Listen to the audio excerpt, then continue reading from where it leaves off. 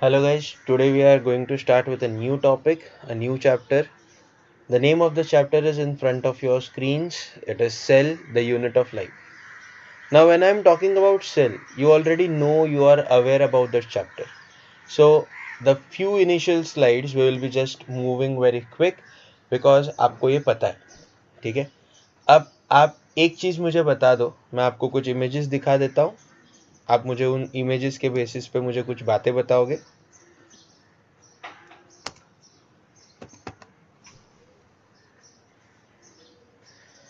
आपको structures observe करना. अगर मैं आपको ये स्ट्रक्चर्स दिखाऊं, टावर हो गया, मॉन्यूमेंट हो गए, बिल्डिंग्स हो गए, ये सारे स्ट्रक्चर्स में कुछ सिमिलर है. देखो हर एक का शेप साइज अलग अलग है, दो हर एक जन एक दूसरे से अलग अलग दिख रहा है, लेकिन इनमें कुछ चीजें कॉमन है. And that common property is ये सब एक ही सिंगल टाइप के कंपोनेंट से बना हुआ है and that they are made by bricks. अब अलग अलग टाइप की ब्रिक्स हो सकती है, लेकिन उनको बोला जाएगा ब्रिक्स. अलग अलग पत्थर है, लेकिन है तो ब्रिक्स आफ्टर ऑल. तो हम लोग ये बोल सकते हैं कि bricks are nothing else but they are the building blocks. वैसे ही अगर हम लोग देखते हैं, there are millions of living organism और हर एक ऑर्गेनिज्म का शेप साइज अलग अलग है.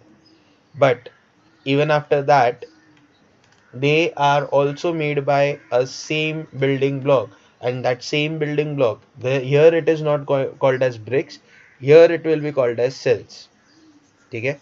अब मूविंग अहेड, सेल क्या है फिर? Cell is the fundamental, functional and structural unit of life. I'll repeat this one more time. Cell is the fundamental, structural and functional unit of life, that is of all living beings. The word fundamental over here is very important. What is meant by fundamental? See, one thing is very clear, it is functional. One thing is very clear, it is structural. But what is the meaning of fundamental?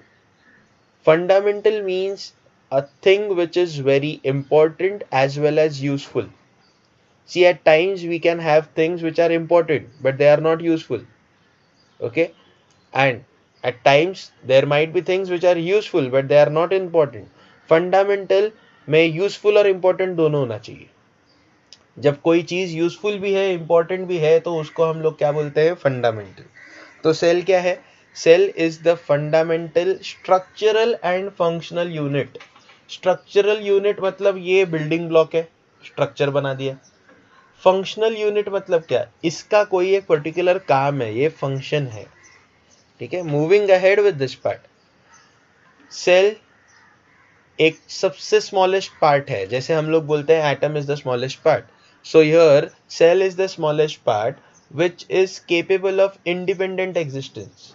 Now when I say independent existence, what it means? Independent existence मतलब cell खुद एक living substance है, एक अकेला cell living substance है. ठीक है. और जितने भी एसेंशियल थिंग्स रहती हैं लाइफ के लिए, वो सारी की सारी एसेंशियल थिंग्स क्या होती है? एसेंशियल थिंग्स लाइफ के लिए सांस लेना, खाना खाना, राइट, डाइजेस्टिव सिस्टम प्रॉपर रहनी चाहिए. ये सारे के सारे एसेंशियल सब्सटेंसेस जो लाइफ या फिर लिविंग ऑर्गेनिज्म को डिफाइन करती है, वो सारी की सारे काम एक पर्टिकुलर एक सिंगल सेल करता है, कर सकता है. तो सेल क्या हो गया? सेल एक लिविंग सब्सटेंस हो गया. सेल के अंदर खुद के अंदर लाइफ होती है. सेल्स को देखना आपके लिए नॉर्मल नेकेड आइज से देख नहीं सकते, आपको उसके लिए माइक्रोस्कोप की ज़रूरत पड़ेगी. आपके हर एक बॉडी का ऑर्गन है, जहाँ आप बोलो स्किन बोलो, ब्रेन बोलो, मसल्स बोलो, या फिर आप हड्डियाँ भी बोल दो, ये सब सेल से बनी हुई है. बहुत सारे सेल्स है, hundreds of thousands of cells are there.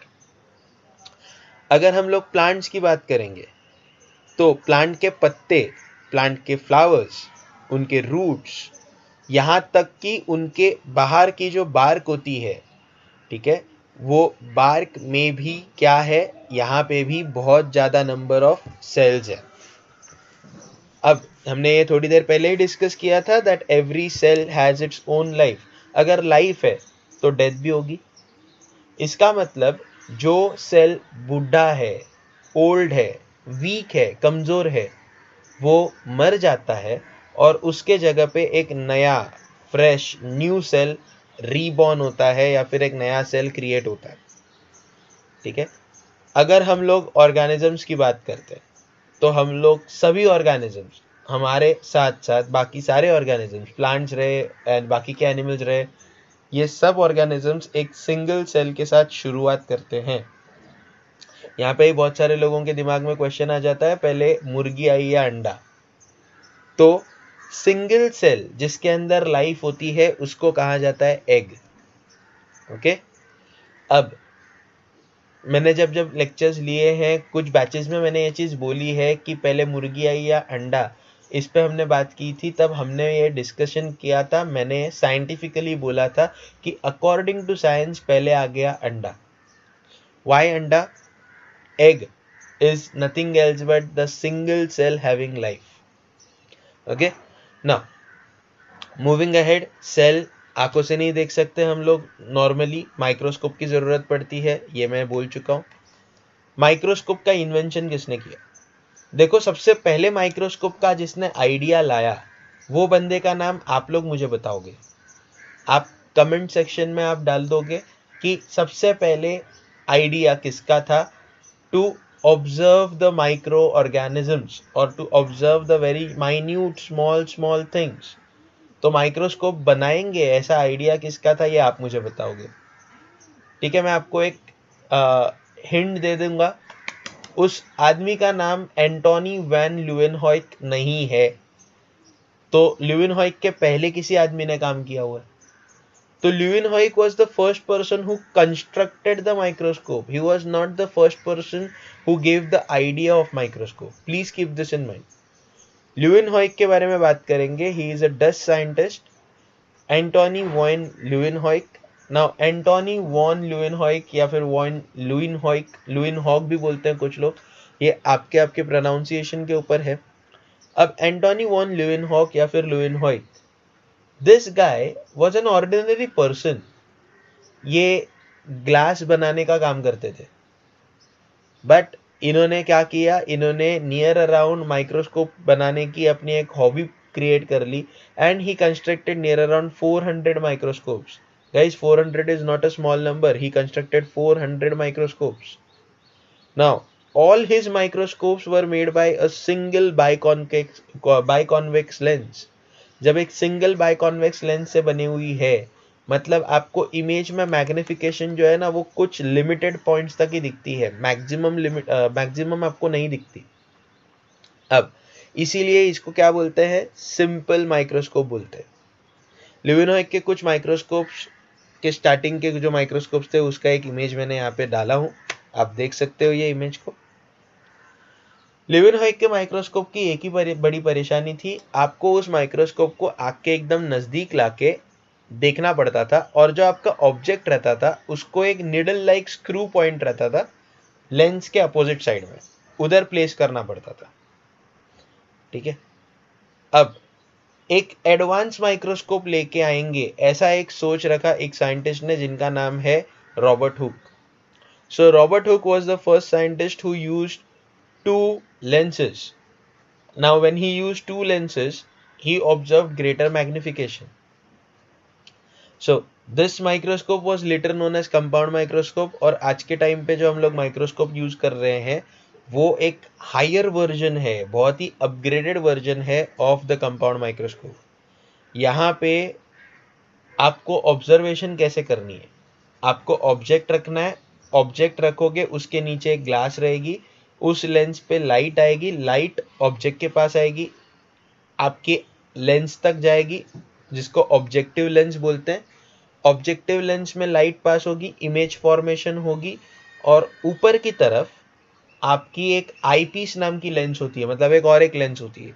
उस आईपीस से आप उस चीज को ऑब्जर्व करते हो with a larger magnification, with a greater magnification. Now let us talk about Robert Hooke के बारे में थोड़ा और डिटेल में बात करेंगे। रॉबर्ट हुक ने एक और काम किया। Robert Hooke was the person who named cells, cell मतलब जो सेल हम लोग आज बोलते हैं The name was coined by Robert Hooke. Now why Robert Hooke did so? ये सेल ये नाम कैसे आया उनके दिमाग में? जब रॉबर्ट हुक ने स्टडी किया वुड के बार्क को, वुड का जो बार्क रहता है ना उसको कॉर्क बोलते हैं. He took a very thin slice of this cork and he used this thin slice of the cork, he used it under his microscopic observations.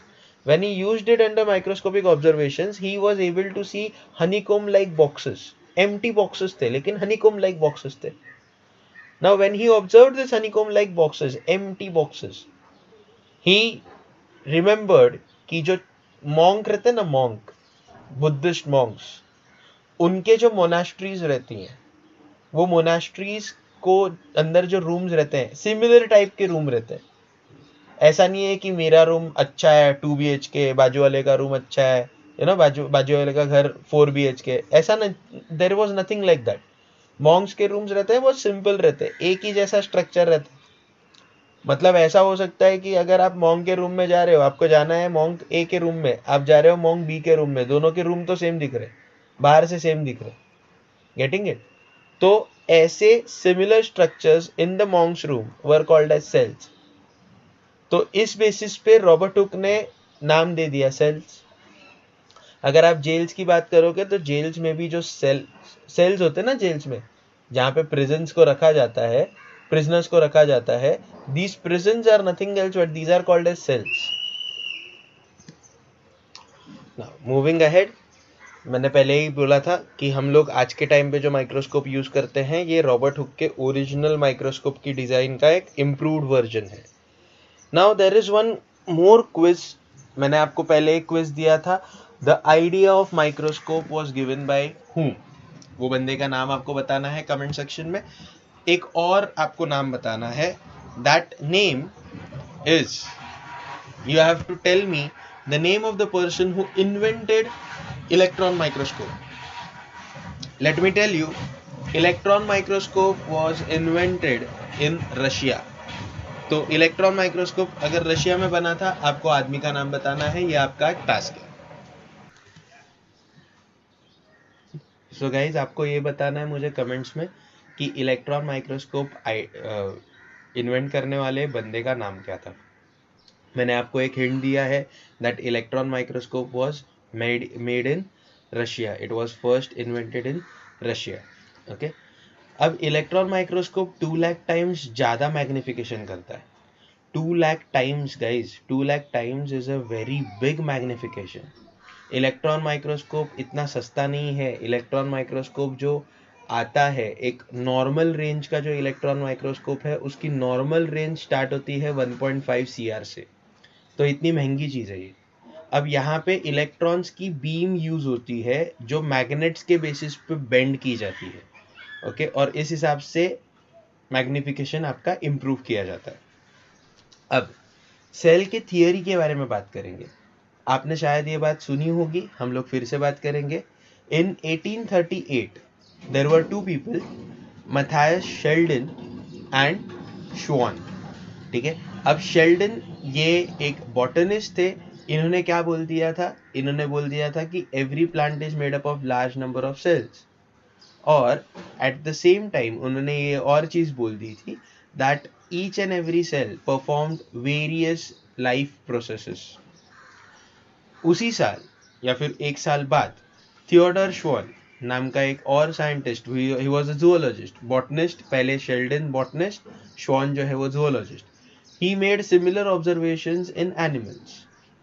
Now, just look at this scenario. Both are German. अब उन्होंने ये चीज़ क्या देखी? इन्होंने ये चीज़ देखी कि हाँ बाबा, प्लांट्स और एनिमल्स कंपोज होते हैं सेल्स से, और वो स्ट्रक्चर और फंक्शन दोनों काम करते हैं. अब यही चीज़ को लेके इन्होंने सेल थियरी दे दी इन द ईयर 1839. मतलब शेल्डन ने ऑब्जर्व किया, उसके बाद श्वान के ऑब्जर्वेशन के साथ दोनों ने मिलके थियरी कब दे दी? In the year 1839. लेकिन इनके थियरी में सिर्फ 2 ही इंपॉर्टेंट पॉइंट्स थे. उसमें एक और पॉइंट बाद में रुडोल्फ वर्चाव नाम के साइंटिस्ट ने 1858 में ऐड किया. तो सेल थियरी स्टार्टिंग में जो बनी उसमें सिर्फ 2 पॉइंट्स थे, और 1858 में उसमें एक पॉइंट और ऐड हो गया, that all cell arises from pre existing cells. Now I'll go into some detail about this. ये पॉइंट कहाँ से आ गया, that all cell arises from pre existing cell. When cell theory came, scientific society एक ऐसी चीज होती है जो क्यूरियोसिटी के साथ और कीड़े करने के लिए बहुत आगे रहती है. तो जब इन्होंने सेल थियरी दिया, सेल थियरी के इनके पॉइंट्स क्या थे? इनके पॉइंट्स थे कि सेल जो है ये सबसे स्मॉलेस्ट फंडामेंटल यूनिट है. ठीक है. दूसरा, इन्होंने बोला कि ये स्ट्रक्चरल यूनिट है, ये पहले बोला उन्होंने. दूसरा बोल दिया कि ये फंक्शनल यूनिट भी है. अब साइंटिस्ट ने ये पूछा कि भाई सेल ये यूनिट है बराबर है, लेकिन पहला सेल आया कहाँ से, या फिर सेल आया कहाँ से? तो सेल आया कहाँ से, पहला सेल आया कहाँ से, इसका आंसर तो ये लोग के पास था नहीं. लेकिन रुडोल्फ वर्चाउ ने बोला कि पहला सेल आया कहाँ से भाई, ये तो मुझे भी नहीं पता, लेकिन मुझे इतना पता है कि एक सेल वो फॉर्म जो हो रहा है, it is forming from its pre existing cell. तो इसके लिए सेल थियरी के 3 मेजर पॉइंट्स बन गए. पहला, it is the smallest unit of structure and it is the unit of function. तीसरा unit, all cells arises from pre existing cells. अब cells कितने हो सकते हैं? एज वी नो, हमने पढ़ा कि सेल जो है ये एक अकेला सेल भी लाइफ के सारे फंक्शंस कर सकता है. इसका मतलब cells either they are one, means there is only one cell, unicellular बोलेंगे इनको, सिंगल सेल, फ्यू सेल्स और मल्टी सेल. अब अगर सिंगल सेल की बात करें तो सिंगल सेल में सिर्फ एक ही सेल रहेगा. ऐसे एग्जाम्पल्स में आएंगे bacteria, yeast and amoeba. Few cell मतलब कुछ गिने चुने, कुछ रिलेटिवली एकदम बहुत ही कम सेल्स है, लाइक फ्यू हंड्रेड्स और फ्यू थाउजेंड्स. तो ऐसे ऑर्गेनिजम्स है स्पाइरोगाइरा एंड वॉलवर्क्स. और मल्टी सेल्यूलर ऑर्गेनिजम्स में millions and billions of cells है, बहुत सारे. ऐसे ऑर्गेनिजम्स में आते हैं सारे लार्ज ऑर्गेनिजम्स, जिसे हम एंड प्लांट्स. नाउ सेल छोटे से छोटा कितना हो सकता है? How small the cell can be? Cells are very small and they can be seen only with a microscope. सबसे छोटा सेल जो रहता है वो एक बैक्टीरियल सेल है. बैक्टीरियल सेल्स की साइज क्या रहती है? 0.3 to 5 माइक्रोमीटर. और आपके बॉडी के अंदर बहरा हुआ खून, रेड ब्लड सेल्स, उनकी साइज कितनी रहती है? About 7 micrometers. ओके. अब लॉन्गेस्ट सेल, गाइज यहाँ पे ध्यान से सुनना ये बात को. There are 2 terms which confuses students a lot. One is called as longest cell, other is called as largest cell. Understand this part. Longest और largest दोनों सेम नहीं है. Longest cell is the nerve cells. ठीक है. ये nerve cell जो है ये आपके फिंगर टिप से लेके आपके बैकबोन में स्पाइनल कॉर्ड जो है वहां तक एक्सटेंड होता है. ये क्या हो गया? ये लंबा वाला सेल है, लॉन्गेस्ट सेल है. अब लार्जेस्ट सेल जो होता है वो बर्ड का एग है. और कौन सा बर्ड रहेगा? ऑब्वियस सी बात है, आप भी बोल सकते हो, that bird will be ostrich. Ostrich का अंडा, और अंडा भी नहीं, सिर्फ अंदर का ये यॉल्क. ठीक है. ये सिर्फ यॉल्क जो है ये सबसे लार्जेस्ट साइज का सेल है. तो ऑस्ट्रिच एग, यहाँ पे अंदर डेवलपमेंट होने के पहले ही ऑस्ट्रिच का एग जो है ये लार्जेस्ट सिंगल सेल है. इसका जो बाहर का व्हाइट अल्ब्यूमिनस पार्ट है और जो एग शेल्स है ये एक्स्ट्रा मास है, एक्स्ट्रा पार्ट है. ठीक है. अब smallness of a cell, a greater efficiency. देखो गाइस, जितना सेल छोटा है उतना उसका एफिशिएंसी ज़्यादा अच्छा है, उतना वो ज़्यादा एफिशिएंट है, उतना वो ज़्यादा काम कर सकता है. Let us understand this. Cells छोटे से छोटे क्यों रहते हैं? 2 मेन रीज़न है उनके पीछे. सबसे पहला रीज़न ये है कि वो एक दूसरे से कम्युनिकेट रैपिडली कर सकते हैं, जिस वजह से सेल के फंक्शन जो है वो और ज़्यादा इफेक्टिव हो जाए. और दूसरा रीज़न रहता है कि उधर large surface area by volume का रेशियो मिल जाए. नाउ जस्ट इमेजिन, आपके क्लासेस की बेंच है. अब उस बेंच पे 2 लोग बैठे हैं और दोनों एकदम हेल्दी है, मोटे हैं. अब वो 2 लोग बैठने के बाद तीसरे की जगह ही नहीं है. मतलब एक पतला सा आदमी भी आएगा, पतला सा स्टूडेंट भी आएगा, तो उसको बैठने के लिए जगह नहीं है. लेकिन एट द सेम टाइम वही बेंच पे, वही साइज के बेंच पे दुबले पतले ऐसे 2 लोग बैठे. ऑब्वियस सी बात है, और 2 लोग बैठ सकते हैं, उतनी जगह बचेगी। एक लॉजिकल बात बोल रहा हूं मैं। अब यही लॉजिकल चीज को हम लोग समझ के लेते हैं। Okay, let us try to understand the same logical thing. अगर हम लोग एक क्यूब लेते हैं जिसकी साइड्स है 2 मिलीमीटर्स, तो हमने क्यूब ले लिया, 2 मिलीमीटर्स की साइड्स है इसकी। अब इसके 6 सरफेसेस है, आप देख सकते हो। ये फर्स्ट सरफेस हो गया, second surface, third surface, fourth, fifth and front वाला सिक्स्थ। अब इसके हम लोग एरिया की बात करेंगे, टोटल सरफेस एरिया की बात करेंगे। तो 2 इंटू 2 इंटू 6 सर्फेसिस के 6, टोटल आंसर क्या आ गया 24 स्क्वायर मिलीमीटर। अब हम एक काम करेंगे, इस क्यूब को कट कर देंगे, एक ऐसे कट, एक ऐसा कट, मतलब हर साइड से कट कर दिया। Now this cube is divided into 8 different parts. ये फर्स्ट पार्ट, ये second, third, fourth, fifth, sixth, seventh, eighth. अभी यहाँ पे अपने को कैलकुलेशन में क्या करना पड़ेगा, एक क्यूब हटा लो, surface area of 1 cube into 8 करना पड़ेगा। Now what is the surface area of 1 cube, 1 into 1 into 6 multiplied by 8, the answer becomes 48. Now compare this thing with the other one, exact double। ठीक है, जैसे मैंने थोड़ी देर पहले बोला, मोटे मोटे 2 स्टूडेंट्स बैठे बेंच पे और दुबले पतले से 4 स्टूडेंट्स बैठे। जगह तो उतनी है, मतलब वॉल्यूम उतनी ही रहेगी, लेकिन साइज या फिर ऑक्यूपेंसी, सरफेस एरिया जो ऑक्यूपाई किया गया है वो कितना हो गया, वो डबल हो गया। ओके, यहां पे ये चीज समझ में आ गई। Now cell shapes to suit functional requirements. हर एक सेल की साइज वेरी करती है, शेप वेरी करता है। शेप डिस्क लाइक हो सकता है, पॉलीगोनल हो सकता है, रेक्टेंगुलर हो सकता है, कैसा भी हो सकता है। ठीक है, लेकिन ये शेप अलग अलग क्यों होता है, ये इसीलिए होता है क्योंकि इनको डिफरेंट डिफरेंट फंक्शन परफॉर्म करने होते हैं। Let us take an example of red blood cell. Red blood cell is circular and biconcave. It is circular and biconcave. You can see over here the capillaries are very narrow. तो red blood cell को जाने के लिए जो जगह चाहिए वो जगह भी बहुत कम चाहिए। तो इस कम जगह से ये जा सके, इसके लिए क्या हो गया, ये रेड ब्लड सेल्स कैसे हैं, सर्कुलर है एंड बाइकॉनकेव है। ओके, अब ये क्या ट्रांसपोर्ट करते हैं, these transports oxygen, these cells transports oxygen.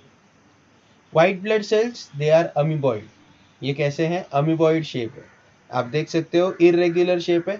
ये ऐसे क्यों है, so that they can squeeze out between, in between the other sales, ये यहाँ से मूव कर सके। ठीक है, अब नर्व सेल्स लंबे चौड़े होते हैं, क्यों लंबे चौड़े होते हैं, ताकि ये नर्व इम्पल्सेस को पास ऑन कर सके। मसल जो है वो लॉन्ग रहते हैं, कॉन्ट्रैक्टाइल रहते हैं, क्यों, पुल एंड स्क्वीज कर सकते हैं पार्ट्स को, इसके लिए। गार्ड सेल्स ये स्टोमेटल सेल्स है, स्टोमेटा के ऊपर रहते हैं। स्टोमेटा क्या करता है, स्टोमेटा वाटर इनटेक और एयर इनटेक को अलाउ करता है।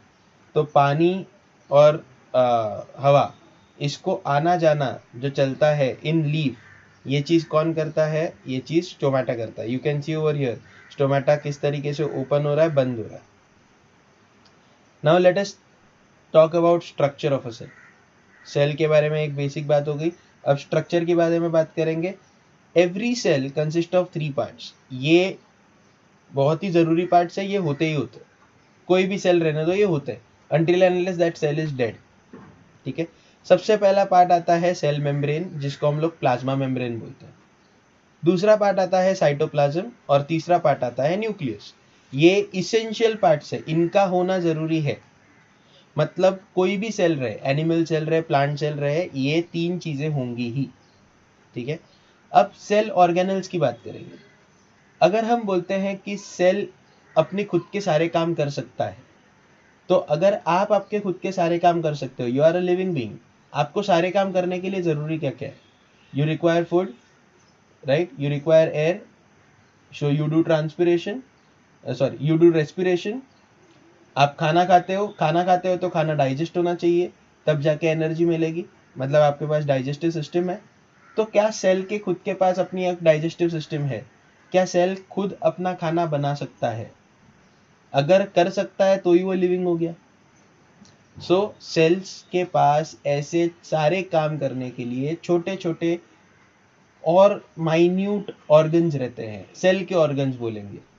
जैसे हम अपने बॉडी के अलग अलग ऑर्गन्स हैं, वैसे सेल के ऑर्गन्स है, उस सेल के ऑर्गन्स को बोला जाता है ऑर्गेनल्स। ओके, इनको हम लोग लिटिल ऑर्गन्स भी बोलते हैं। Now most part of the cells have a definite shape, definite structure और डेफिनाइट फंक्शन। ऐसे पार्ट्स को बोला जाता है ऑर्गेनल्स। जैसे definite shape, definite structure, definite function का मतलब क्या हो गया guys? Meaning very simple. Now just imagine, what is the function of kitchen in your house? Kitchen's function is for preparation of food, right? What is the function of washroom in your house? Obviously we all know. क्या आप washroom में किया जाने वाला काम kitchen में कर सकते हो? नहीं। क्या किचन में किया जाने वाला काम वॉशरूम में कर सकते हो? नहीं।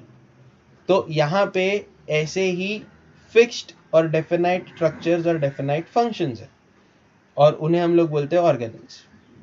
अब यहाँ पे हर एक ऑर्गेनल का अपना अपना अलग अलग काम है, लेकिन इंपॉर्टेंस सबकी एक ही है, किसी की भी इंपॉर्टेंस कम ज़्यादा नहीं है, और ये हर एक बॉडी ऑर्गन में मौजूद है और ये स्पेसिफिक फंक्शंस परफॉर्म करते हैं।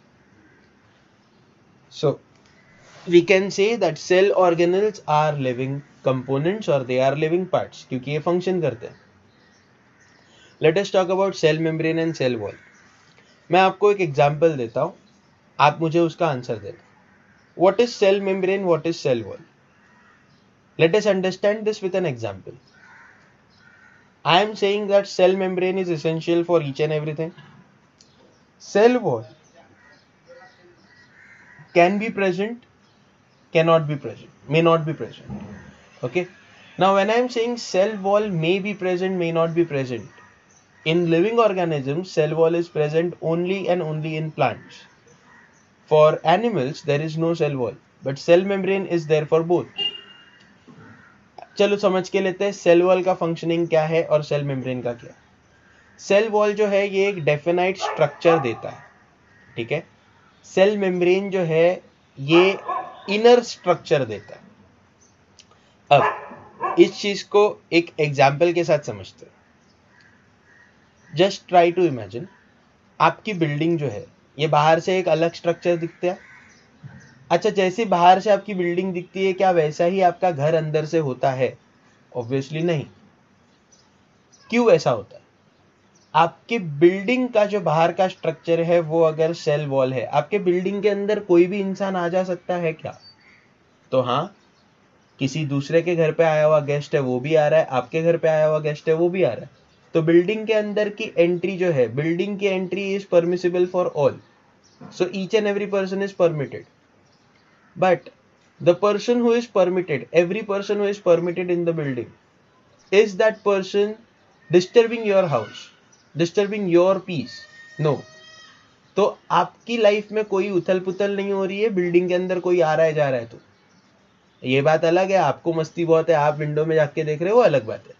बट एनीवेज, बिल्डिंग के अंदर कोई भी आ जा सकता है, आपकी लाइफ डिस्टर्ब नहीं होती।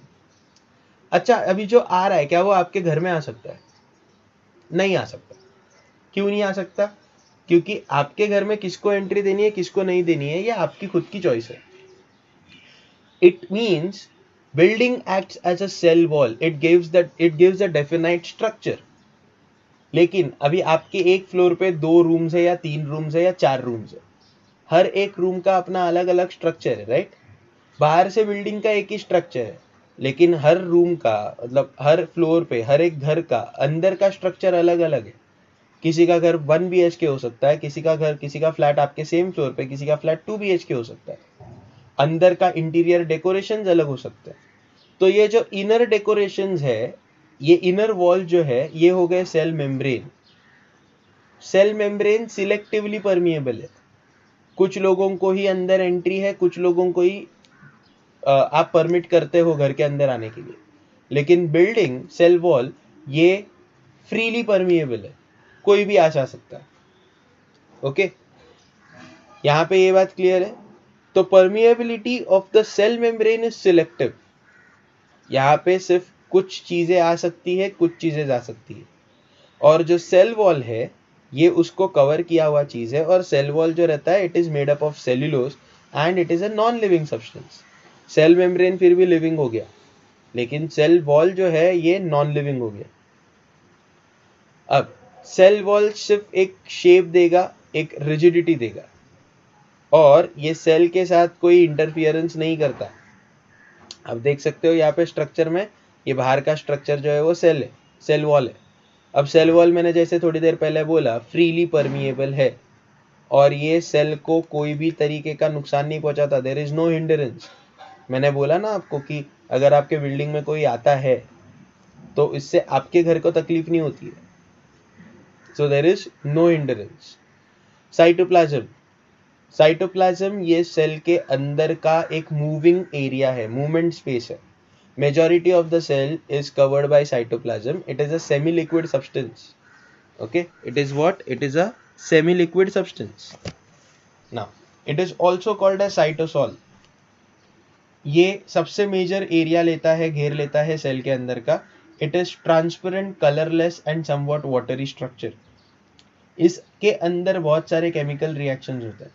सी if you want something, you are there in the house, there is lockdown going on, okay, आपको घर के अंदर से कुछ चीज चाहिए तो आपके पास पैर है यार, आप जा सकते हो, चल के जा सकते हो, आप किचन जा सकते हो, वॉशरूम जा सकते हो, हर जगह जा सकते हो। सेल के पास पैर नहीं है, तो सेल को कोई एक मूवमेंट का मीडियम चाहिए, एक मीडियम चाहिए जहां से वो मूव कर सके। तो ये जो मीडियम है, that medium is called as cytoplasm. Now let us move ahead. Cytoplasm, living cytoplasm is always in a state of some movement. Cytoplasm अगर लिविंग सेल है तो यहाँ पे साइटोप्लाज्म हिलते हुए दिखता है। अब साइटोप्लाज्म के अंदर कुछ ऑर्गेनल्स एम्बेडेड होते हैं, साइटोप्लाज्म से जुड़े हुए रहते हैं। Let us understand these organelles one by one. The very first of it is endoplasmic reticulum. Very important, endoplasmic reticulum is very important. Why it is very important? ये सबसे connected रहता है, एंड ये पूरा का पूरा सेल जो है, पूरी खबर इसको रहती है। मतलब सेल के हर चीज के बारे में इसको सब मालूमात रहती है। I personally call endoplasmic reticulum to be the mother of the cell, या फिर हम लोग घर के अंदर देखेंगे तो मॉम है अपने पास, ठीक है। एंडोप्लाज्मिक रेटिकुलम बहुत ही फाइन है, फाइन स्ट्रक्चर है, इसको आप सिर्फ इलेक्ट्रॉन माइक्रोस्कोप में देख सकते हो। मैं फिर से याद दिला दूं, you have to comment and tell me who was the founder or who was the inventor of electron microscope. Okay, it is an irregular network of double membranes distributed over entire cytoplasm. ये एक double membrane वाला structure है, irregular है, और पूरे cytoplasm में फैला हुआ है, ठीक है। आप देख सकते हो ये स्ट्रक्चर्स। अब यहाँ पे इमेज में आपको एक चीज दिख रही है, एक है रफ एंडोप्लाज्मिक रेटिकुलम और दूसरा है smooth endoplasmic reticulum. Rough endoplasmic reticulum आप इमेज में यहाँ पे देख के बता सकते हो मुझे कि यहाँ पे क्या दिख रहा है आपको?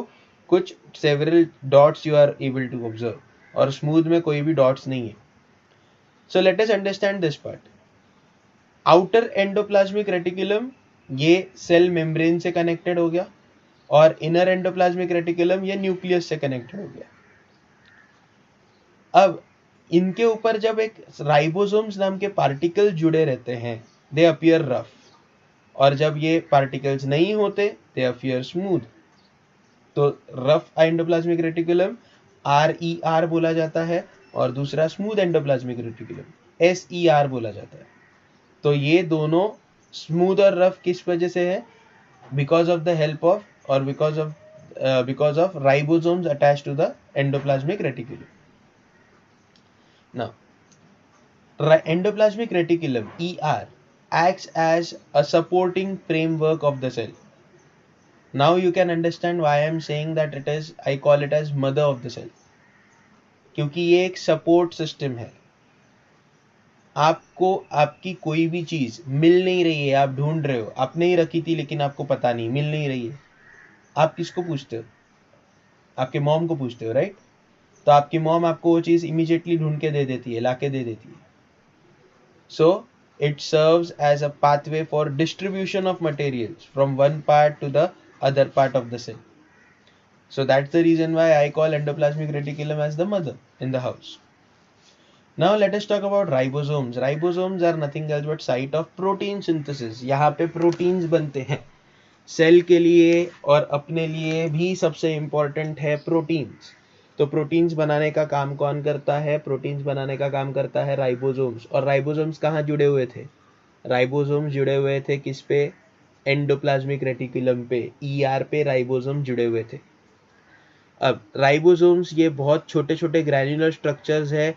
कुछ स्कैटर्ड है साइटोप्लाज्म में फ्री फॉर्म में, और कुछ जो है वो एंडोप्लाज्मिक रेटिकुलम की मेम्ब्रेन पे जुड़े हुए हैं. Now these are factories for synthesis of proteins. यहाँ पे प्रोटीन्स बनते हैं. एक और पार्ट है माइटोकॉन्ड्रिया. माइटोकॉन्ड्रिया रेस्पिरेशन के लिए बहुत इंपॉर्टेंट है. हमने एक बात कही थी, अगर सेल लिविंग है तो उसको भी रेस्पिरेशन करना पड़ेगा.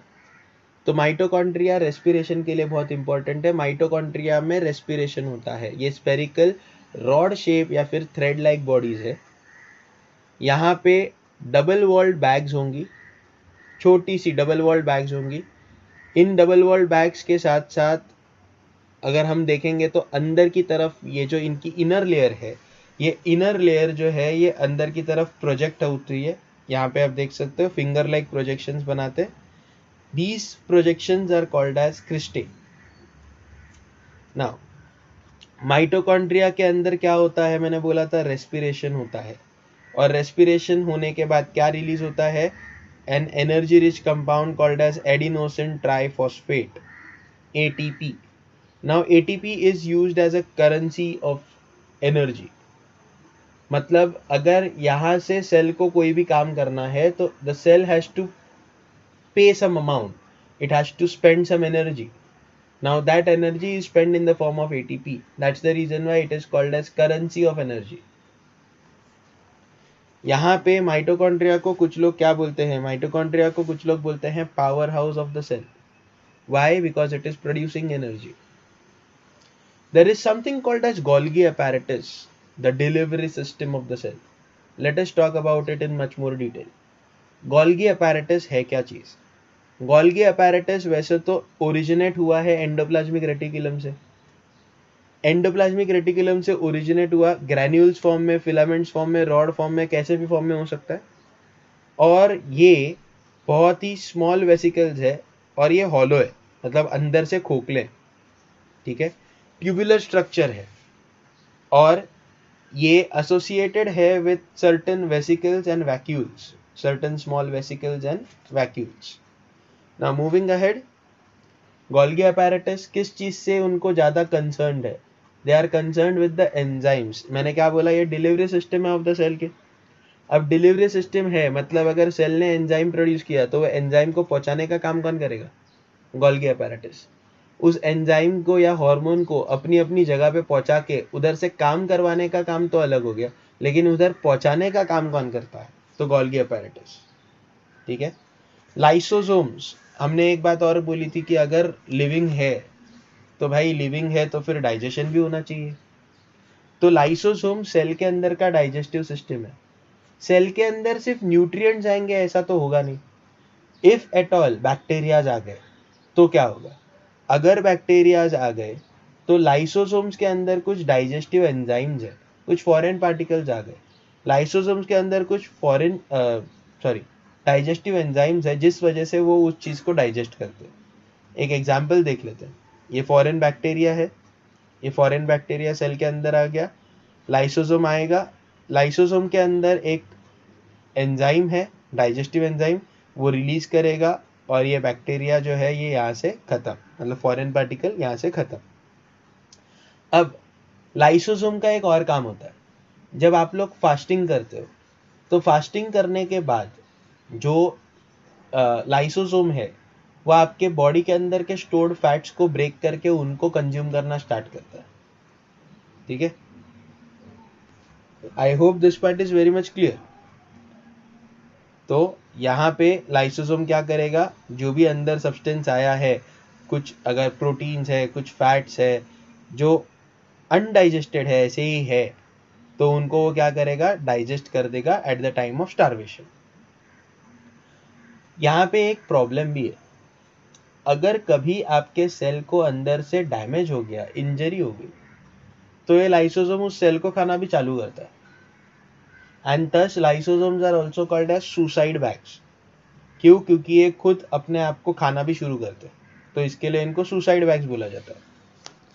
अब बात करेंगे सेंट्रोसोम्स एंड सेंट्रियोल्स की।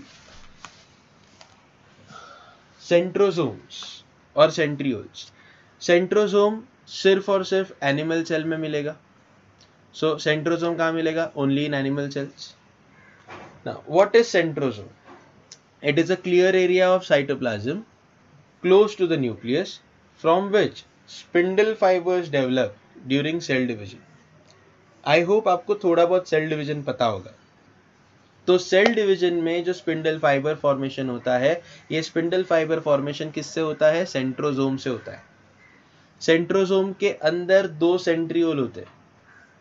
मतलब मैं देखो क्या बोल रहा हूँ, सेंट्रोसोम कंटेन्स 2 सेंट्रियोल्स, उनके अंदर 2 सेंट्रियोल्स होते हैं which are short bundles, बहुत छोटे बंडल्स है of microfilaments arranged at right angles to each other. Diagram यहाँ पे आप देख सकते हो, diagram you can see this is one, this is other, arranged in 90-degree angle. That is why they appear in this shape in the microscopic view. Microscopic view में इस तरीके से दिखते हैं ये, क्योंकि appearance में ही right angle में रहते हैं। Now let us talk about plastids. I just hope centrosome and centrioles clear है। ठीक है, ये स्क्रीन को पॉज करके आप फिर से एक बार इसको अच्छे से रीड कर लेना, अगर क्लियर नहीं है तो डाउट पूछ लेना, I will solve the doubt as well. अब प्लास्टिड्स की बात करते हैं। Plastids are found only in plant cells. देखो जैसे centrosomes were found only in animal cells, plastids are found only in plant cells. These are special organelles in different shapes. Oval हो सकता है, स्पेरिकल हो सकता है, डिस्क शेप हो सकता है, पर ये स्पेशल ऑर्गेनल्स है। इनके कलर के ऊपर प्लास्टिड्स 3 टाइप के होते हैं, ल्यूकोप्लास्ट, क्रोमोप्लास्ट एंड क्लोरोप्लास्ट। चलो इनको समझ के लेते हैं एक एक करके। Leucoplast, leuco for white. आपके बॉडी में है ना व्हाइट ब्लड सेल्स नाम के सेल्स होते हैं और रेड ब्लड सेल्स नाम के सेल होते हैं। रेड ब्लड सेल्स को एरिथ्रोसाइट्स बोलते हैं, क्योंकि एरिथ्रो का मीनिंग होता है रेड, और व्हाइट ब्लड सेल्स को ल्यूकोसाइट्स बोलते हैं, क्योंकि व्हाइट का मीनिंग क्या है? White is meant as nothing as but leuco. अब ये कलरलेस प्लास्टिड्स है, यहाँ पे कोई पिगमेंट नहीं है, ये सिर्फ स्टार्च स्टोर करते हैं, ये पोटैटो के अंदर होंगे। ठीक है, अब chromoplast, chromoplast colour, chroma colour. Now these are various colored plastids, yellow colored, orange colored, red color. They are mostly present in petals of flowers and fruits. कहाँ पे present है? Petals of flowers and fruits. And the coloring pigments associated with them are called as xanthophyll pigment. Yellow color है तो xanthophyll pigment है। Carotene for red color और orange color. ठीक है, carotene से कैरेट, ये वर्ड याद रहेगा। So carotene is for orange and red color and xanthophyll is there for yellow color. कुछ और कलरिंग पिगमेंट्स है, आपने जामुन देखा रहेगा, जामुन का कलर जो रहता है वो थोड़ा पिंकिश रहता है। ओनियंस का कलर कैसा है? पिंकिश है। तो ये पिंकिश कलर कहाँ से आता है? This colour comes from like colour such as blue, violet, purple. ये प्लास्टिड से एसोसिएटेड नहीं है, ये एक अलग सेल के अंदर, सेल जो सैप रहता है, जो साइटोप्लाज्मिक पार्ट है, उसमें ये डिजॉल्व रहता है। ठीक है, और ये प्लांट्स को कलर देता है। This is called as anthocyanin. Now let us talk about chloroplast. Chloro word is for green, green in colour. Okay, so these are green coloured plastids. ये एक ग्रीन कलर पिगमेंट में है और इस pigment को बोला जाता है क्लोरोफिल। Chloroplast are abundant. क्यों अबंडेंट क्यों है? क्योंकि यार ये जो ग्रीन कलर वाले क्लोरोप्लास्ट है, ये क्लोरोफिल पिगमेंट है, यही लाइट को एब्जॉर्ब करती है। ठीक है, तो ये क्लोरोप्लास्ट जो है वो बहुत ज़्यादा अबंडेंट है, जहाँ पे सनलाइट आती है वहाँ पे। They also have other pigments such as orange, yellow, but these pigments are masked by large quantities of chlorophyll. यहाँ पे बाकी के पिगमेंट्स भी है, जैसे हमने देखा ना सेल के अंदर एक इसेंशियल पार्ट होता है, दैट इसेंशियल कंपोनेंट्स कौन से है वो इसेंशियल कंपोनेंट, जल्दी बोलो, quick quick quick, those essential 3 components, cell membrane, cytoplasm, nucleus. तो जैसे ये 3 सेल के इसेंशियल कंपोनेंट्स है, वैसे क्लोरोप्लास्ट में क्लोरोफिल पिगमेंट ये सबसे इसेंशियल पिगमेंट है। क्लोरोफिल पिगमेंट के अलावा कुछ और पिगमेंट्स भी है, वो और पिगमेंट्स कौन सी है, येलो कलर पिगमेंट और ऑरेंज कलर पिगमेंट।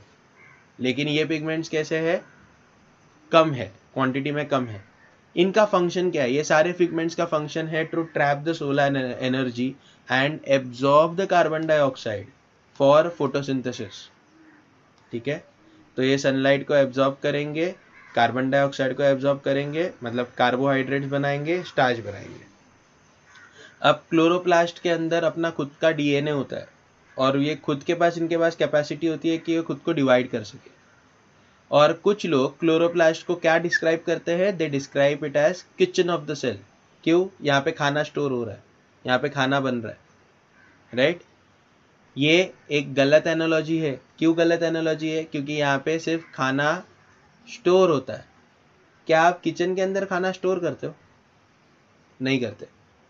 किचन के अंदर आप क्या बनाते हो, आप खाना बनाते हो। और क्लोरोप्लास्ट के अंदर क्या हो रहा है, in kitchen we cook the food to make it suitable for eating and do not produce it, whereas the chloroplast produce the food. Now green turns into red, raw tomatoes है green रहते हैं, unripe chillies है green रहती है, ये chlorophyll की वजह से ग्रीन रहती है। ये रेड में कब जाती है, जब राइपनिंग होता है तो क्लोरोफिल पिगमेंट डीजेनरेट होती है, और इनको मास्क कौन करता है, रेड कैरोटीन, ये इसको ओवरकम करता है। अब नॉन लिविंग सब्सटेंसेस या फिर सेल इंक्लूजन्स बोलेंगे, ये सेल के अंदर पड़ी हुई चीज़ें हैं जो नॉन लिविंग है, ये कोई फंक्शन नहीं कर रही। एक हो गए ग्रैन्यूल्स, छोटे ग्रैन्यूल्स हो सकते हैं इन द साइटोप्लाज्म। ये जो पार्टिकल्स है, इन पार्टिकल्स के अंदर फूड मटेरियल स्टोर होता है, ऐसा कंसिडर किया जाता है, such as starch, glycogen and fats. दूसरा हो गया part vacuoles. Vacuoles are certain clear spaces in the cytoplasm. अब ये पानी से भरे हुए रहते हैं और इनके अंदर और कुछ सब्सटेंसेस भरे हुए रहते हैं। प्लांट सेल्स के अंदर जो वैक्यूल है ये थोड़ा सा बड़ा होता है, और इसके अंदर का जो लिक्विड है इसको बोला जाता है सेल सैप। एनिमल सेल के अंदर ऐसा कोई प्रोमिनेंट वैक्यूल नहीं होता, अगर है भी वैक्यूल तो बहुत छोटे होते हैं नंबर में। न्यूक्लियस की बात करेंगे, third important and essential part, nucleus, the most important part of the cell. ये ब्रेन ऑफ द सेल है ऐसा बोल सकते हो। ये सेल के अंदर सारी इंफॉर्मेशन देगा, कोऑर्डिनेट करेगा, बहुत सारे लाइफ प्रोसेसेस करा के लेके आएगा। So it plays an very important role in cell division as well. It contain certain factors और इट कंटेन सर्टन जीन्स, क्योंकि देखो मेन डीएनए जो है, जो आगे जाके डिवीजन करवाने वाला है, वो main DNA is present in the nucleus only. Nucleus is small spherical mass located somewhat in the center of the cytoplasm. Nucleus is what? It is a small spherical mass located somewhat in the center of the cytoplasm. It has a delicate nuclear membrane. It has what? It has a delicate nuclear membrane which is filled with relatively dense nucleoplasm. देखो nucleus है, nucleus के अंदर खुद का भी एक system है, ठीक है। अब ये न्यूक्लियस की जो अंदर की सिस्टम है, उधर अंदर मूवमेंट के लिए एक और फ्लूइड है जिसको बोला जाता है न्यूक्लियोप्लाज्म। सेल के अंदर के फ्लूइड को क्या बोलते हैं हम लोग, साइटोप्लाज्म, और न्यूक्लियस के अंदर के फ्लूइड को क्या बोल रहे हैं, न्यूक्लियोप्लाज्म।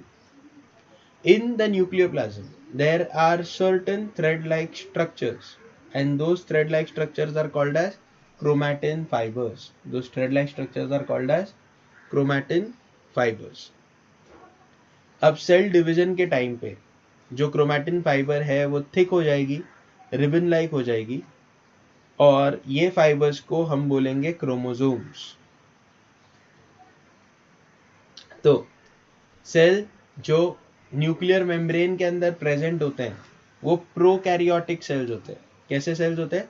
प्रोकैरियोटिक। प्रोकैरियोटिक मतलब न्यूक्लियस उनका प्रिमिटिव है। So they have a nuclear material chromatin fiber which occur freely in the cytoplasm. अब सेल जिनके पास डबल न्यूक्लियर मेम्ब्रेन है they are called as eukaryotic cell. क्यों?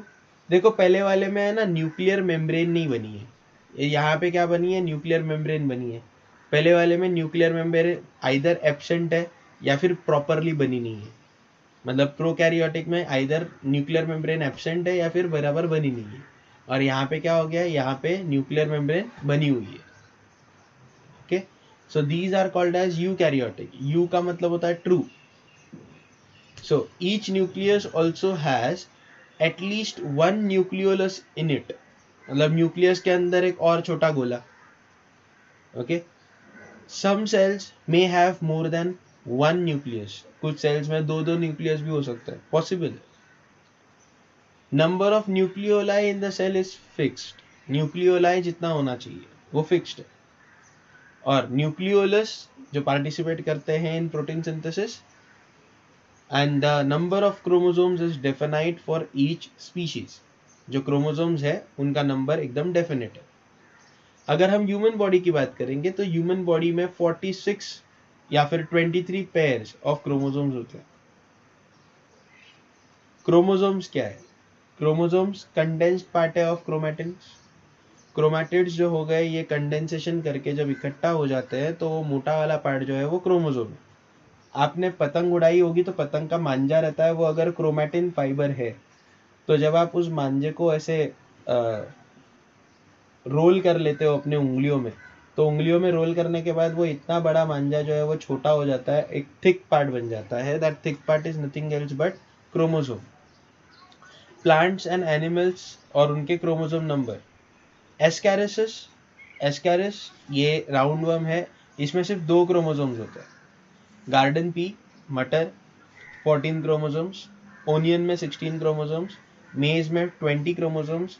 हनी बी में 32 chromosomes. Lion 38, mouse 40, wheat 42, potato 48, chimpanzee 48, monkey 54, chicken 78, dog 78, sugarcane 80, crayfish is 200 chromosomes. Some insects there can be more than 1000 chromosomes as well.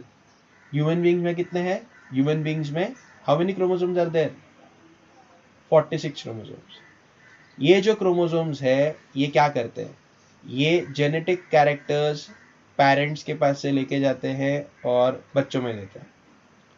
Like आप लोगों ने movies देखे रहेंगे, आपने देखा रहेगा कि अरे बाप और बेटा दोनों एक जैसा दिखते हैं। ये सिर्फ मूवीज में पॉसिबल होता है, रियल लाइफ में सिमिलर होंगे, एग्जैक्ट सेम नहीं दिखते। क्यों ऐसा? क्योंकि मॉम के साइड से भी कुछ कैरेक्टर्स आते हैं, डैड के साइड से भी कुछ कैरेक्टर्स आते हैं। तो ये कैरेक्टर्स लाने का जो काम करते हैं, ये काम कौन करता है?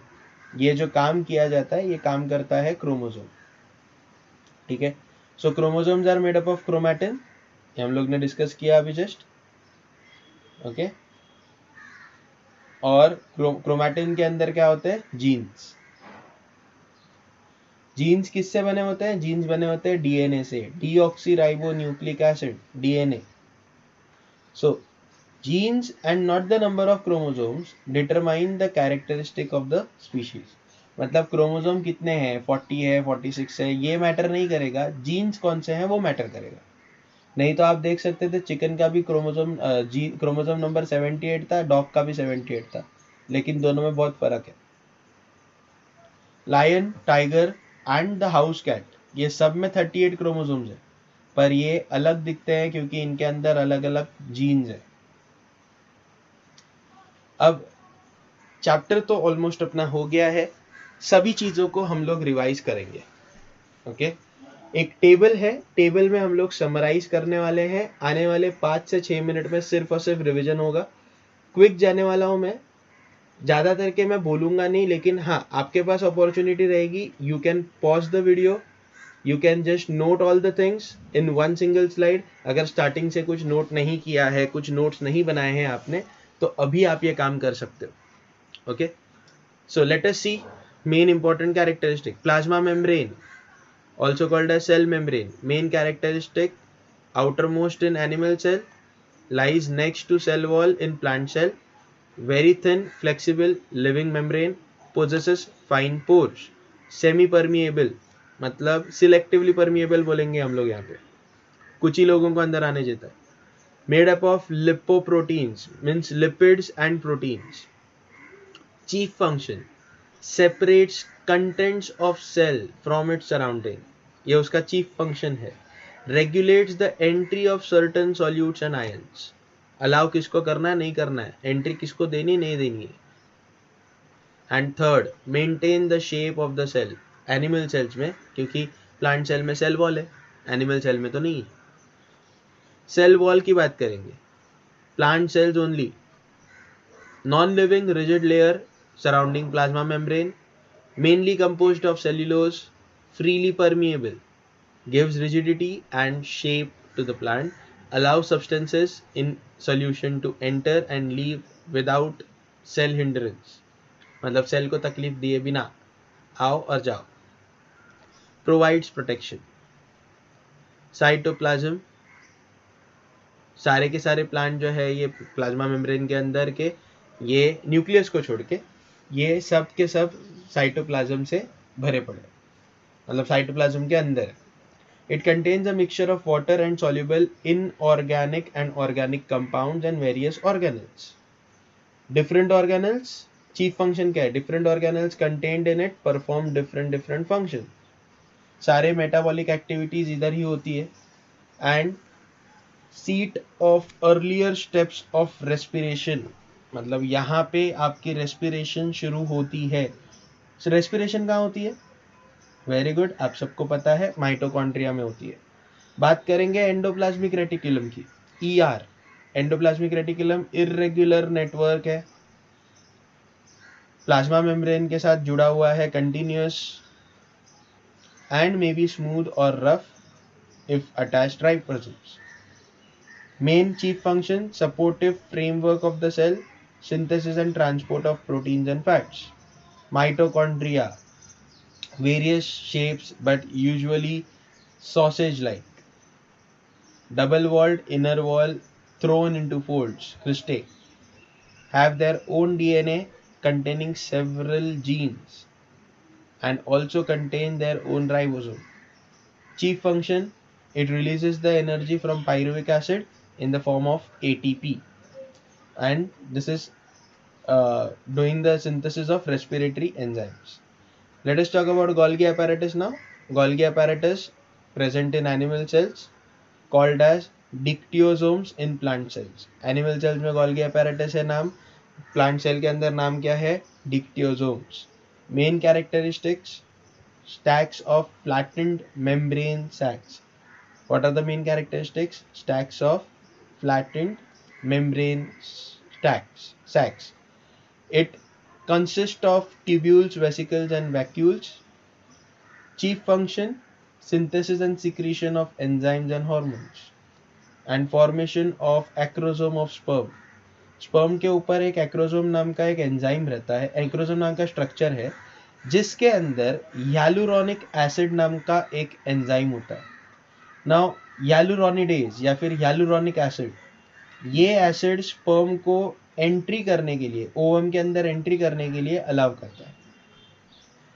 Ribosomes, small granules either scattered in cytoplasm और attached to the outside of endoplasmic reticulum. Single walled dense spherical bodies composed mainly of RNA. Chief function, protein synthesis. Lysosomes, suicidal bags. Okay, ये Golgi bodies से बनी हुई चीजें हैं. They contain 40 different types of enzymes. ये intracellular digestion करते हैं, foreign particles को डिस्ट्रॉय करते हैं, और सेल अगर बुढ़ा हो गया तो उसको खत्म कर लेते हैं. और इसीलिए उनके क्या बोलते हैं, सुसाइड बैग्स बोलते हैं. And they do formation of bones by digesting cartilages. Centrosome सिर्फ एनिमल सेल में होगा. Region surrounding the centrioles near the nucleus contains one or two centrioles. Centrioles are surrounded by radiating microtubules to form a star. Centrioles are surrounded by radiating microtubules to form an ester or a star. It initiates and regulates cell division. It forms spindle fibers with the help of esters, that is stars. Then we will talk about plastids. We talked about plastid. Plastid सिर्फ plant cell में होता है. अलग अलग type के होते हैं. Chloroplast green colour के पिगमेंट्स वाले होते हैं, क्लोरोफिल बोलते हैं. ठीक है.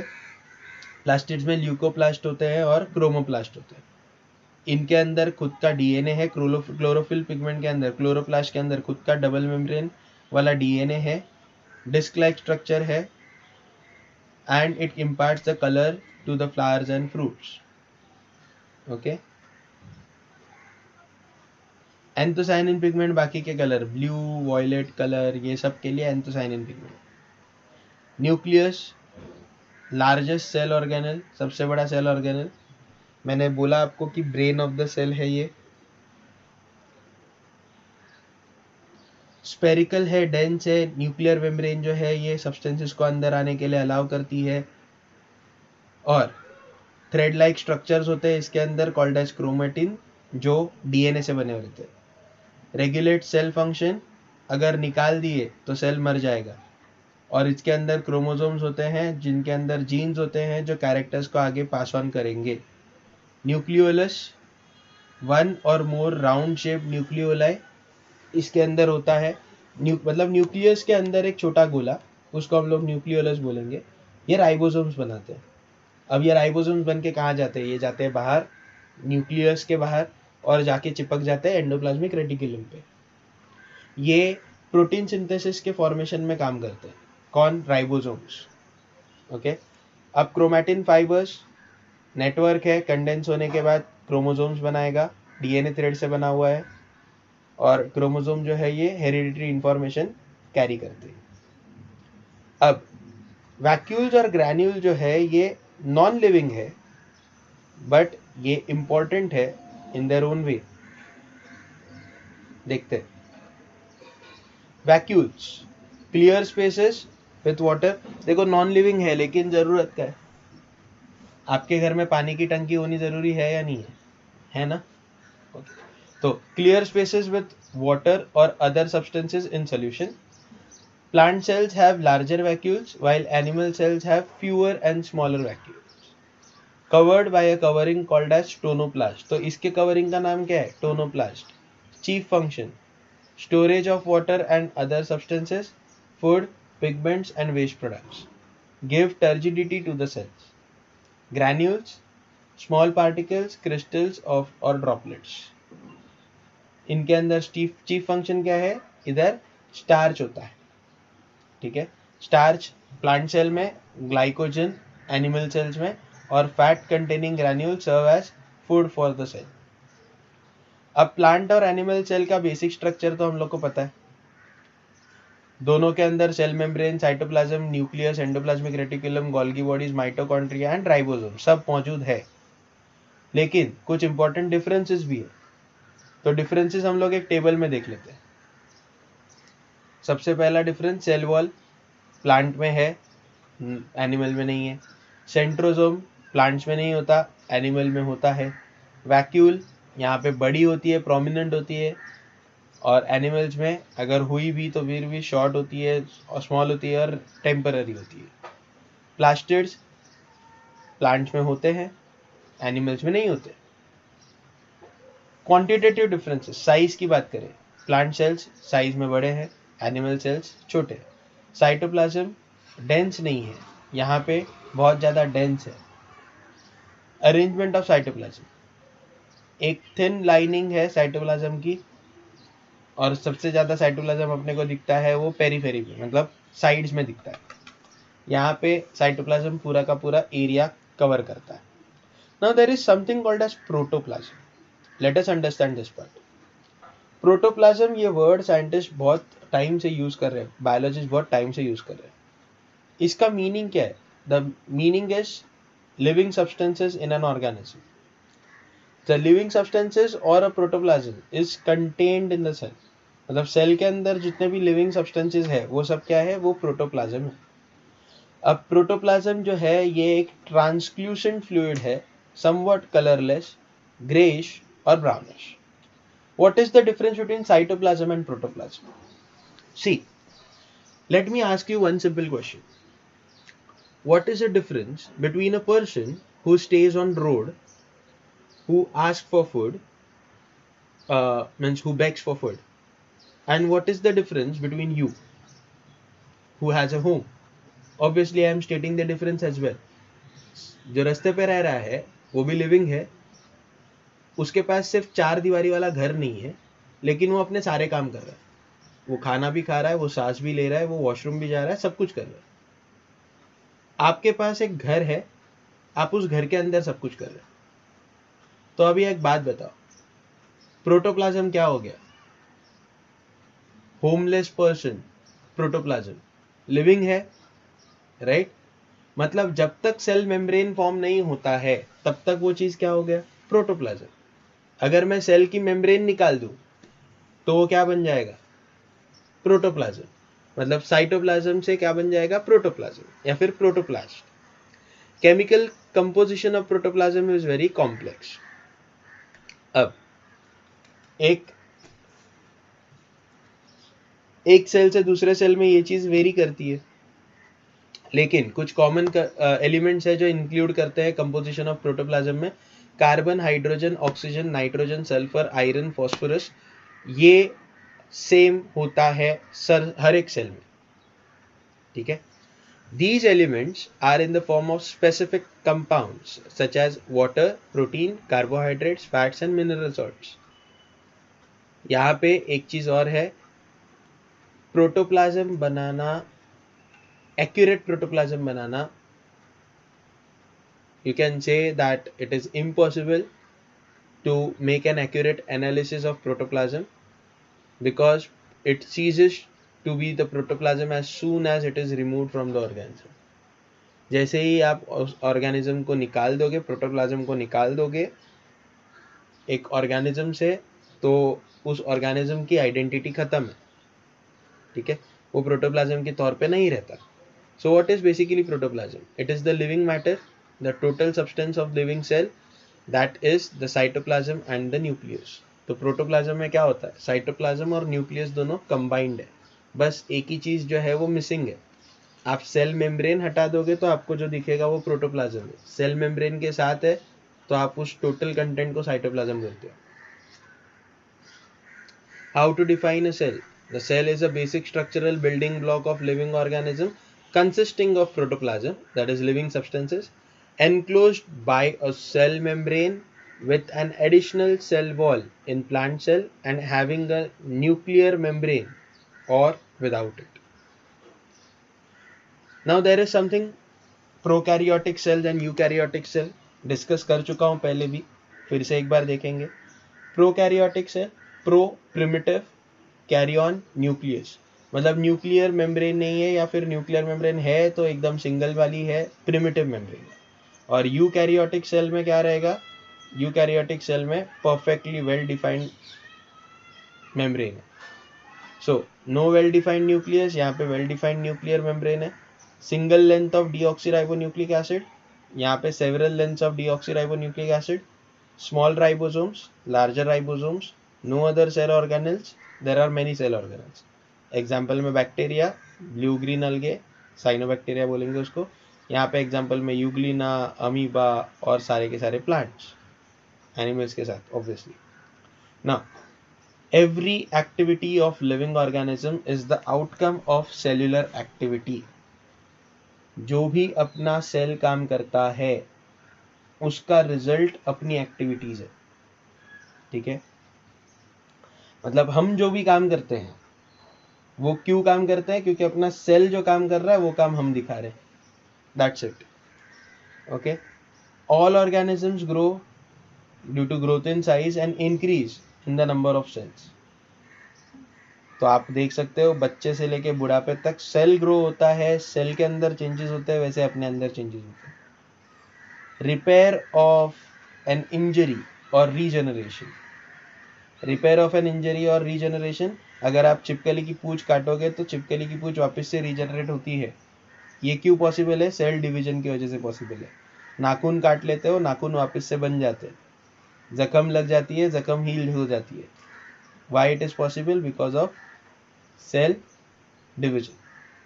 Movement of the body is due to the contractility of the cell. जो अपनी बॉडी मूव कर रही है ना, it is due to the contractility of the cell. Example देख लो आप. हम इंसान भागते हैं, तैरते हैं, जंप करते हैं, बर्ड्स उड़ रहे हैं. All this things are because the cells are getting contracted. Blood का फ्लो भी जो हो रहा है वो सेल के कॉन्ट्रैक्शन एंड रिलैक्सेशन की वजह से ही हो रहा है. बर्ड्स के फेदर्स, बर्ड जो फेदर्स हिलाते हैं, ऑब्वियसली उसमें बहुत सारे सेल्स यूज होते हैं. प्लांट रूट्स उसके बढ़ते हैं in the direction of the water. Again example, sun जिस डायरेक्शन में हो उस डायरेक्शन में प्लांट का मूव होना. Closing and opening of stomata और opening of blooming of flowers, हर एक चीज is because of contractility of the cell. Now, feeding and taking nutrition, ये सब जो चीज़ें हैं ये भी सेल्यूलर एक्टिविटी की वजह से ही हो रहा है. डाइजेशन सेल्यूलर एक्टिविटी की वजह से ही हो रहा है. ठीक है. अब इंटेस्टाइन के अंदर जो डाइजेस्टेड फूड रहता है उसके अंदर से न्यूट्रिएंट्स एब्जॉर्ब किए जाते हैं. एक्स्ट्रा फूड जो रहता है वो फैट के तौर पे स्टोर किया जाता है in fat cells. So everything is with the help of cell. Blood flow होता है, वो ब्लड फ्लो होता है because of the pumping of heart. Respiratory gases transported from the lungs to other parts of the body by blood cells. WBCs bacterias और viruses के साथ सबसे पहली जो लड़ाई करते हैं वो WBC करते हैं. उसके बाद एंटीबॉडीज और एंटीटॉक्सिन्स उसको किल करने की कोशिश करते हैं. हम लोग जो सुनते हैं, स्मेल करते हैं, टेस्ट करते हैं, ये सब जो पार्ट है, सेंसेशन जो है अपने, ये सब कुछ किस वजह से है? It is because of cells. क्योंकि आपके ब्रेन सेल को इंफॉर्मेशन पहुंचाई जाती है कि भाई मुझे यहाँ पे चोट लगी है, मुझे कुछ हुआ है, और आपका ब्रेन सेल उस हिसाब से रिएक्ट करता है. ठीक है. अब आपको जो पसीना आता है ना, और पसीना आता है वो स्वेट ग्लैंड से आता है. तो ये स्वेट ग्लैंड्स भी सेल से बने होते हैं, स्किन ग्लैंड सेल से बने होते हैं. रिप्रोडक्शन होता है, ये रिप्रोडक्शन भी किसके वजह से होता है? Because of cells. ओके. तो आई जस्ट होप कि आपको सेल्स के बारे में हर एक चीज़ समझ में आ गई होगी. And if you have any query you have to mention it in the comments. Again I am repeating, you have 2 task to do. Microscope बनाने का आइडिया या माइक्रोस्कोप के पीछे सबसे पहला आदमी कौन था? सेकंड, इलेक्ट्रॉन माइक्रोस्कोप इन्वेंट करने वाले आदमी का नाम क्या था? Okay guys, I hope this part is clear. Absorption in plants, absorption of water and nutrients is also done by the cells only. I just hope the chapter is very much clear to you all. If you have any doubts, please comment में पूछ लेना. I'll respond to it. And at all, आपको अगर notes चाहिए तो मैंने आपको बोला था जहाँ पे कंपैरिजन वाले टेबल्स आए थे, आप वहाँ पे वीडियो को पॉज करके हर एक चीज़ लिख के आपके नोट्स बना सकते हो. Okay guys, so that's all about the cell part and we are done with the chapter. Okay, thank you.